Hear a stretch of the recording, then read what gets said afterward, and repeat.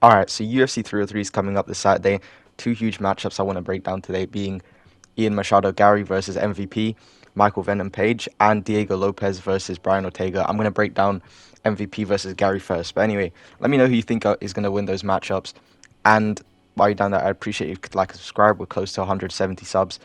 And let's talk about this quickly, bro. It's actually been crazy now I think about it. Just like how much the channel's grown in like 2 months. Because bro, it's like 20% support and then the other like 80% is people disagreeing with my takes. I mean, it's fine because bro, like comments they still boost engagement and everything, and like a view is still a view, but bro, it's just so funny to think about.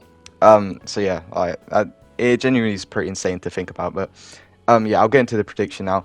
So MVP versus Ian Garry. I am gonna pick MVP, obviously, bro. Ian McGarry, bro, as Rampage likes to call him, bro. I don't know.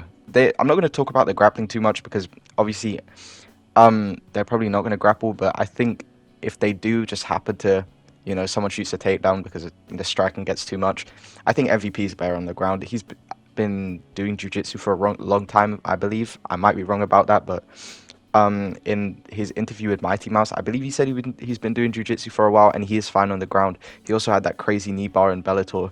He is, pretty good with the submissions, so I would trust him more on the ground than Ian Garry, who's kind of more unproven. Although he has been training with Charles Oliveira, so who knows, bro? Maybe, maybe, maybe Ian the Cut Garry, bro, gets taken down just like flying triangle off the ground. He literally bounces off. It's like that one clip with Brian Ortega in the open sparring thing. He bloody like does a kip up. Presses triangle in WWE 2K18, bro. Gets up from the ground, flying triangles. MVP and subs him in the first round. Who knows? But yeah, I think MVP is better on the ground. But with the striking, to keep it short, bro, they're both long rangey strikers. So, and I just happen to think that MVP is just better in the striking. I think yeah, MVP is just a better striker. I don't think Ian Garry's going to know how to deal with his striking style, especially because he's just such a unique striker as well. But another thing, Ian Garry, I don't know how he's going to do against a tough matchup.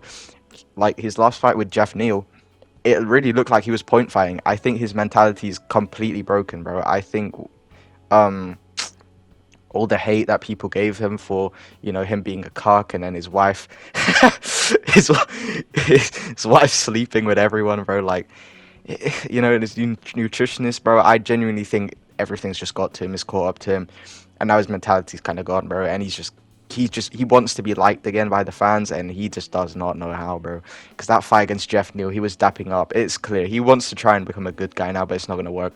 He needs to play into the bad guy role, otherwise his career is going to be ruined because no one will like him. And on top of that, his fight style is boring, bro. Because he's not trying to knock anybody out. Like, bro, that fight against Neil Magny, the build up, that was perfect, bro. Even though nobody liked him, but like, bro, that's the type of villain we needed, bro. I'm not gonna lie. And then that whole fight against Neil Magny, that was just a absolute just bullying, bro. Like, it just kept, leg kicking him. He kept going down. It was just, oh my god, that was a crazy fight for Ian Garry. And yeah, but I just don't think Ian Garry has ever fought anybody like MVP, and he doesn't have a style that can really harm MVP. Because MVP, I think the only style that would really affect this guy is a heavy pressure like grappling, a high level grappler too.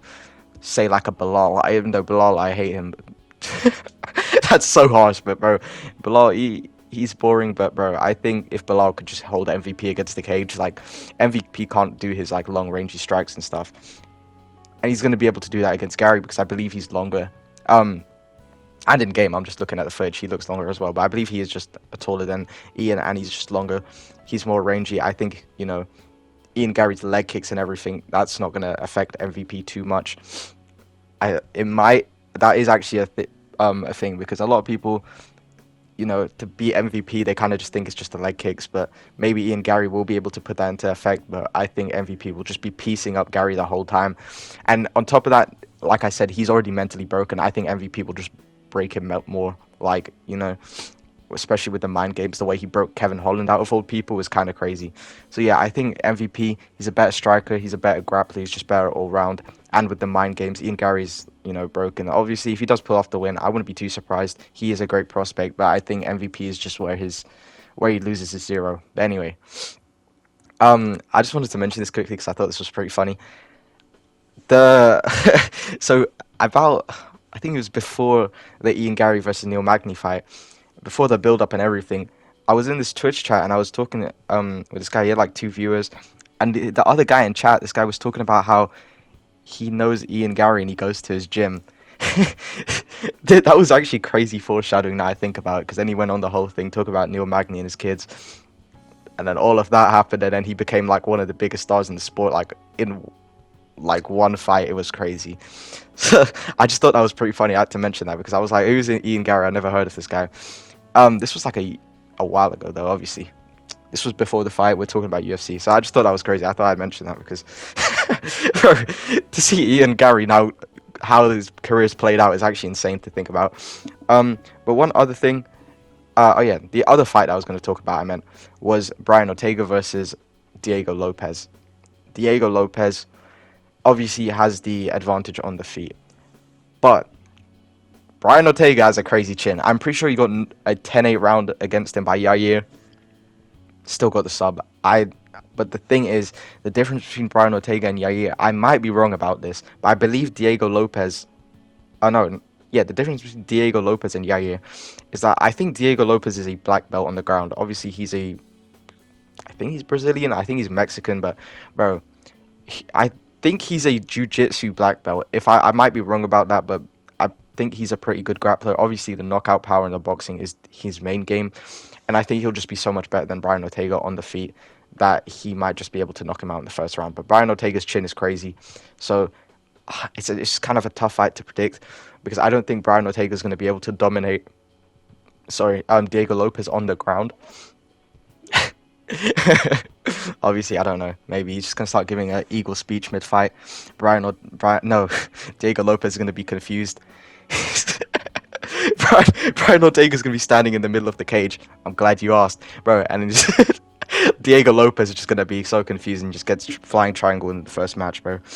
But yeah, I don't know. This is a tough fight to predict. I'm gonna go with Diego Lopez. I think Brian Ortega will win though, but I am gonna pick Diego Lopez because I just think that he might be able to chin Brian Ortega because his boxing is just not as good, obviously, and his defense is not as good. There's that legendary clip of Max Holloway teaching Brian Ortega how to box mid-fight, which is actually hilarious, bro.